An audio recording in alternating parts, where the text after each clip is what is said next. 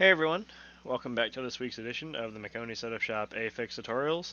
This week we are looking at one of my all-time favorites, my home track, I guess you could call it, the Michigan International Speedway. So strap in and let's get to it.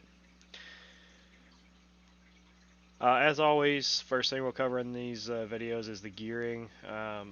This run was done in 5th gear, and I can't imagine any point in the race you'd want to run anything other than 5th gear with the fixed setup. Not sure what Taylor has for the open setup, if it's going to be shifting or not, but at least for this, it is 5th gear. 4th gear is way too tall, not usable at all. I don't think it would be usable even in a long run when the tires are dead. You're almost on the chip in solo car going into turn 1, so add draft to it, and you're probably going to be on the chip. Uh, so yeah, no chance at all in 4th gear. But again, I don't know what the open setup's going to have, so you might be shifting in that. You'll just have to see if you're running laps on it. Uh, the line around Michigan is pretty simple. The bottom in 3 and 4 along that white line there is usable.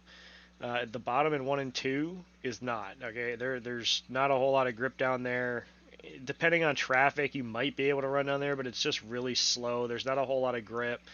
The 3rd and 4th lanes up here, I think, are going to be useful for clean air, but for the purpose of this video, like, I'm just going to show you guys like the main lines. Okay, lap 2 was what I thought would be a qualifying lap, but after trying out the bottom earlier, I don't know why I didn't run the bottom. I think the bottom in 3 and 4 is going to be faster for qualifying for this.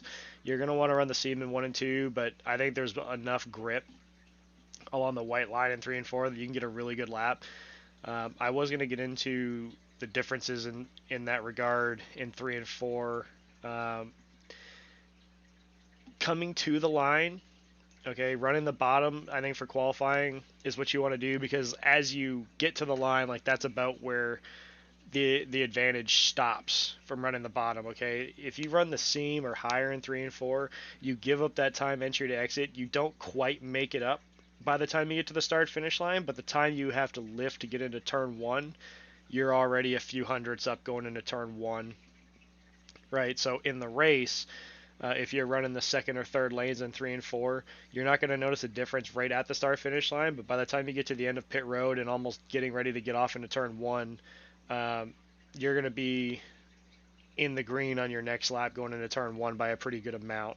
But for qualifying, because all you're trying to do is get back to the start finish line, the difference for me was a few hundredths, right?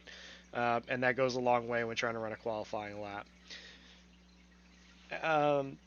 The braking points and lifting points. As you can see, I'm not using much brake, but I'm also clean air solo car. Okay. In traffic, I don't think you're going to want to use the brakes either. You can touch them a little bit to try to help set the nose and get it to turn.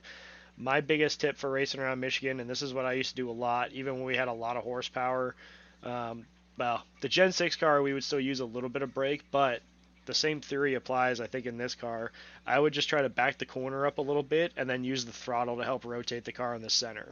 Okay, and what I mean by that is, especially with this car, when your initial throttle pickup is going to help rotate the car, and I find that if you hold the throttle around 60 to 80%, you're going to get the car to rotate without having to add any extra wheel input. Okay, and that's kind of a thing that I've done around this play, especially this layout. Not so much in the new layout, it hasn't worked as well, just because of how gripped up the track is and how this car reacts to a much smoother surface.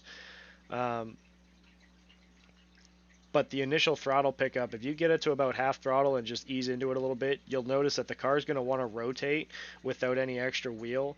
And I think in traffic, if you can try to get, if you can work that, okay, you'll be able to keep your nose lower longer if you're running the same lane, and that's huge.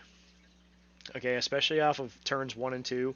Turns 1 and 2, the exit typically gets very tight as it is, as the run goes on. Okay, if you're stuck in dirty air, it's only going to make it worse.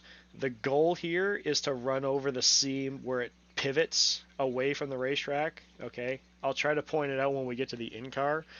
But my thing, kind of like Charlotte, in a sense, how you get off of 1 and 2, the lower you can stay longer, the better it's going to be for you.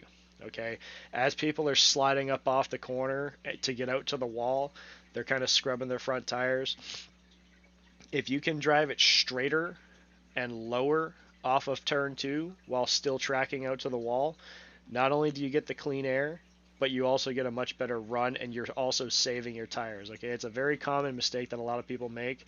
They like to slide up. See how low we're holding it and how much wheel input I have and where we come flush with the wall? Okay, that's huge. Otherwise, what happens is people are usually getting in the gas too early, and then they have to use more steering wheel and have more input. So they're scrubbing the tires, and even though they're not going to come off and hit the wall, what they're doing is later in the run, when the tires are worn out that bad, it's just going to cook the tires. Okay, this is a place where you want to come off with as little wheel input as you can, very much like Auto Club. Okay, Auto Club's the same thing, except that Auto Club, the way it is now, you're running the top, right? Michigan, you still want to run the bottom. The top is okay. It's probably going to be really good long run when you have a lot of cars and the track takes heat and rubber. The top is going to be okay, especially if you have clean air. But the preferred lane around Michigan has always been on the seam, one lane up, and that's because of the progressive banking. Okay, for anybody who doesn't know, the very first lane in both 1 and 2 and 3 and 4 is slightly less banking than the rest of the racetrack, okay, which is why you see guys running on this seam when they go into the corners. Okay, it's one lane up from the white line. That's why, because it's got progressive banking. Okay, in the in-car, I'm just going to slow it down a little bit for you guys just to point out the seam that I'm talking about. This is a visual that I've had forever, okay? Holding the seam right here. See, as the seam like really pivots left, this is what visually you're trying to run over, okay? And if you find that you are running this seam over, not exactly running it over, but this is your aim point, okay? If you find that you're hitting this and you're still sliding up, take a bigger arc into 1 and 2 and back the corner up, okay? Because at that point, if you're hitting this seam and you're still pushing out to the wall too soon, it means that you're probably getting into the gas too soon and have a lot of wheel input, okay?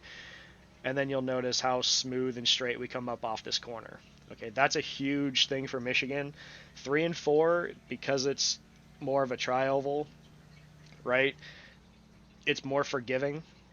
On exit, it's nowhere near as tight, but trust me when I tell you, as the run goes on and the race goes on, turn 2 becomes very, very tight, naturally. And if you're not taking care of your tires, it's only going to get worse.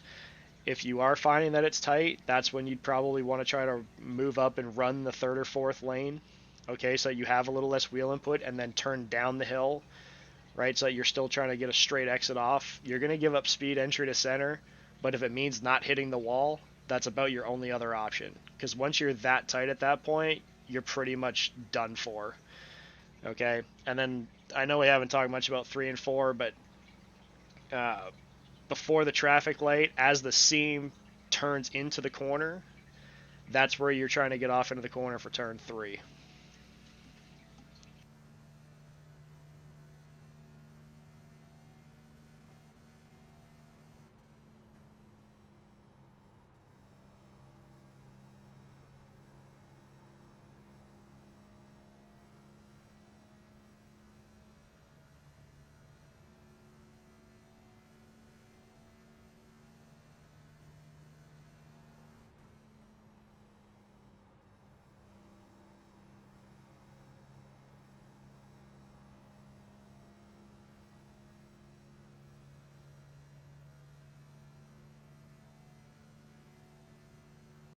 Okay, guys, real quick, I realized I really didn't talk about turn 3 as much as I wanted to. I kind of got lost with 1 and 2.